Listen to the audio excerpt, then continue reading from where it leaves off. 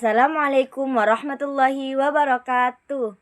Halo, perkenalkan nama saya Yulia Andraini, NIM 2304106018. Kali ini kita akan membuat video tentang pendalaman IPA tugas dari Bapak Dian Andesta Bujuri MPD dengan tema Gerakan Bumi dan Bulan atau Rotasi dan Revolusi. Siapa yang masih bingung kenapa ada siang dan malam? Dan mengapa bisa perbedaan waktu serta pergantian musim? Nah, mari kita jawab bersama-sama. Oke teman-teman, jadi ini contoh rotasi bumi. Nah, ini revolusi bumi. Proses rotasi bumi ini terjadi selama 24 jam yang mengakibatkan perbedaan waktu siang dan malam. Jika bulan berada di tengah-tengah antara matahari dan bumi, maka terjadi gerhana matahari. Penjelasan lebih lanjut, mari tonton video ini. Hai Bol, kamu lagi ngapain? Lagi main gasing nih. Lihat deh, muternya bagus kan? Wah, jadi ingat yang kita pelajarin di kelas tadi tentang rotasi dan revolusi bumi. Oh, bener juga. Kayak gasing, bumi berputar pada porosnya. Namanya rotasi bumi. Kalau nggak salah, karena bumi berotasi, jadi ada siang sama malam. Bagian bumi yang kena sinar matahari mengalami siang, kalau yang nggak kena sinar matahari mengalami malam. Tapi kita nggak bisa lihat rotasi bumi. Yang kita lihat itu namanya gerak semu harian. Oh, maksudmu gerakan yang membuat benda langit kelihatan bergerak ya? Iya, contohnya gerakan matahari terbit dari timur dan terbenam di barat. Makanya kita bisa tahu bumi berotasi dari timur ke barat. Oh iya, ada satu lagi loh akibat dari rotasi bumi, yaitu adanya perbedaan waktu. Jadi, ada 3 bagian waktu di Indonesia, Bol. Ada WIB, WITA, dan WIT. Kalau perbedaan waktu di seluruh dunia, gimana Pipo? Bujur 0 derajat di kota Greenwich, Inggris, menjadi patokan pembagian waktu di dunia. Contohnya, kalau di Jakarta jam 7 pagi, di London masih jam 1 malam. Kalau revolusi bumi memerlukan waktu 365 hari untuk 1 kali putaran. Revolusi bumi memengaruhi perubahan musim di belahan bumi utara dan selatan. Kalau daerah di sekitar garis khatulistiwa, nggak terlalu terasa sih perubahan musimnya. Selain musim, ada lagi gak yang berubah? Ada, Bol. Waktu posisi bumi bagian utara jauh dari matahari, daerah itu mengalami musim dingin. Dan siang harinya kurang dari 12 jam. Sebaliknya, waktu bumi bagian utara dekat dengan matahari, daerah itu mengalami musim panas. Dan siang harinya lebih dari 12 jam. Rotasi bumi adalah gerakan bumi yang berputar mengelilingi sumbunya. Dengan nilai sekali putaran itu adalah 24 jam. Sedangkan arah perputarannya berawal dari barat menuju timur atau rotasi lengkap. Nah, berkisar 24 jam, 56 menit, 0,9 detik. Sedangkan periode revolusi adalah 365 hari, 6 jam, 9 menit, dan 10 detik. Atau disebut 1 tahun siderik. Nah, siderik itu sendiri berasal dari kata sidus yang berarti bintang. Dinamakan seperti itu karena periode dihitung berdasarkan ketika bumi sedang berevolusi mengelilingi matahari dengan awalan dari titik yang lurus dengan sebuah bintang dan berhenti di titik itu lagi. Nah, akibat adanya rotasi bumi adalah terjadinya peredaran semu harian benda langit. Nah, peristiwa siang dan malam, perbedaan waktu, perbedaan arah angin, pasat, bentuk bumi yang tepat, dan perbedaan besarnya gravitasi di bumi.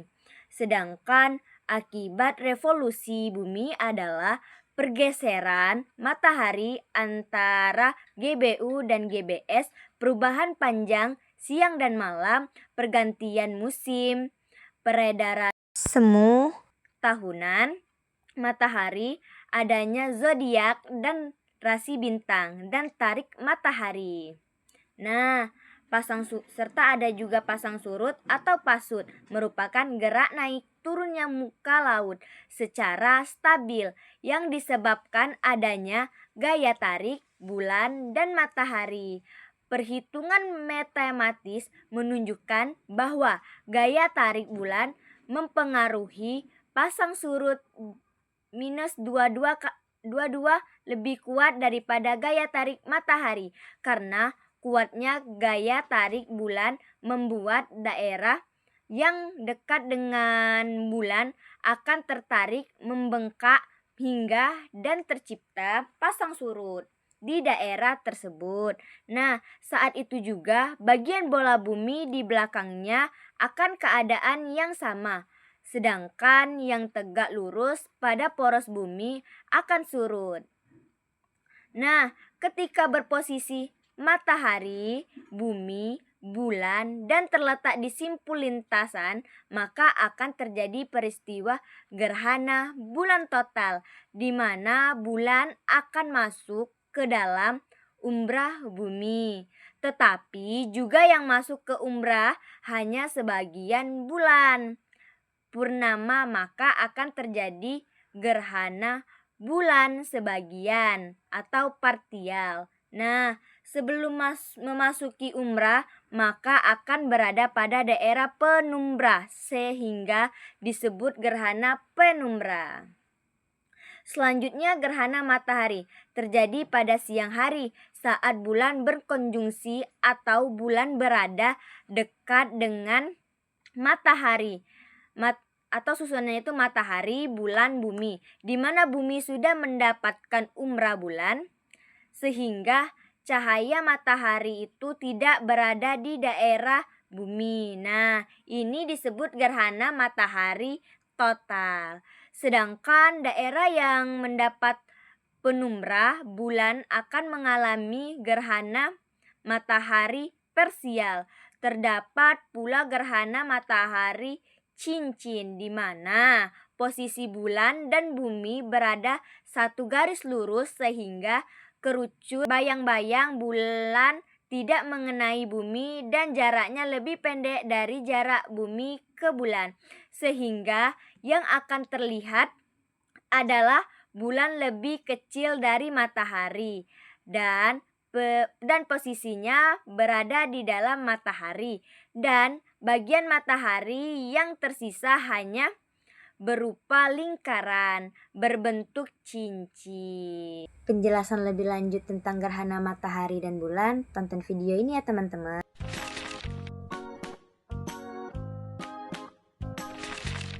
Oh, tadi itu namanya gerhana toh. Iya, gerhana. Tapi kalau yang tadi itu gerhana bulan dan cuma terjadi waktu malam. Gerhana bulan terjadi karena matahari, bumi, dan bulan terletak segaris. Kalau gitu gerhana bulan cuma bisa terjadi pas bulan purnama ya? Bener banget.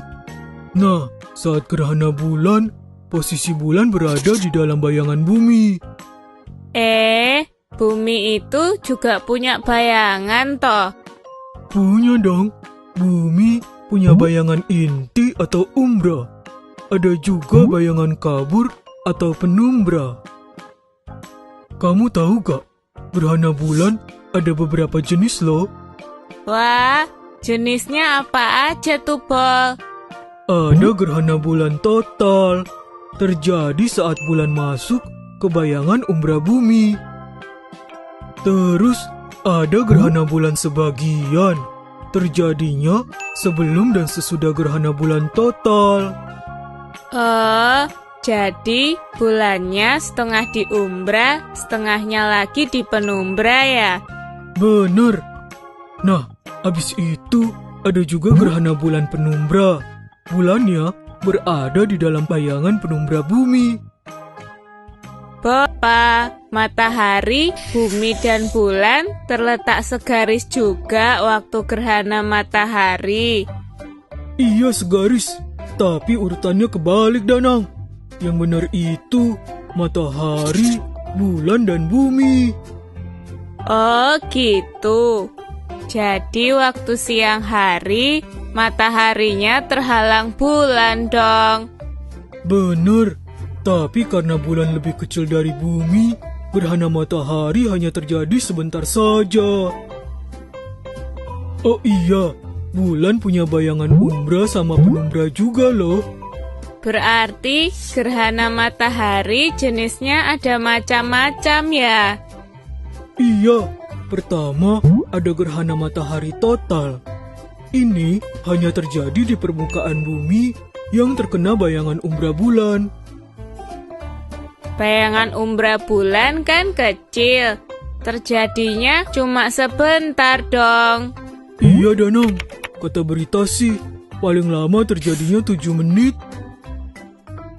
Selain itu, ada juga gerhana matahari sebagian.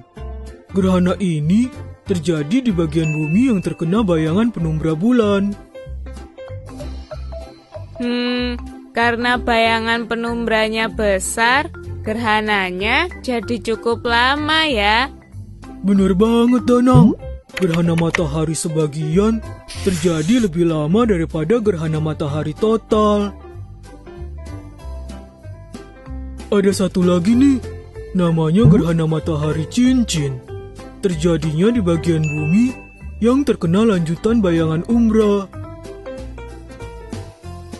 Loh, kok bisa disebut gerhana matahari cincin? Iya, soalnya bulan lagi ada di titik terjauhnya bumi. Ukuran bulan terlihat kecil, jadinya cuma menutupi bagian tengah matahari saja. Makanya kelihatan kayak cincin deh. Sekian dulu video dari saya, semoga bermanfaat. Wassalamualaikum.